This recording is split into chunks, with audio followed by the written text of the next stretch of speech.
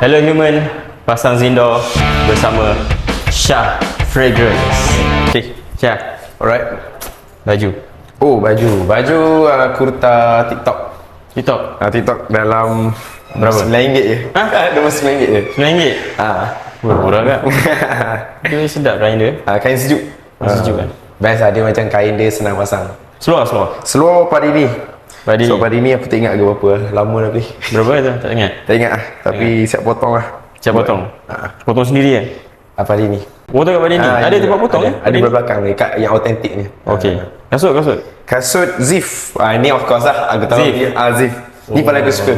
Support lokal lah. Support local, yes. Sebab dia sedap. Pijak lama dia senang. Senang Ni macam ketupat. Raya, tema raya. Tema raya. Shout out to Zif Jam macam mana? Jam T-shirt. T-shirt? Ori ya. Berapa? Ni dekat 1,000 and a half. 1,000 yang apa? Tali tukar sebab tali leather. Tali leather. Dia awal-awal leather lepas tu tukar ni. Cincin tak ada? Cincin tak ada lah. Aku tak pakai cincin. Tak ada. Perfume di jari. Perfume pakai. Zindor. Yang ni aku pakai. Aku selalu bring mana-mana. Zindor Altai Black Edition. Altai.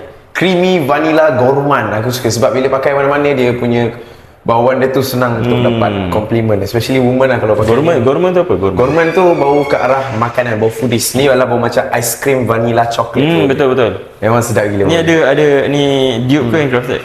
PDM Altai. Dia Duke ada PDM Altai. Aku beli sebab dapat Best Man Award. PDM Altai tu dapat Best Man Award. Betul. So bau dia sedapnya bau. Sedap. Gourmand tu manis lah. Yes, gourmand tu dia sweet, bau makanan. Okay. Falsafah dalam pemakaian perfume.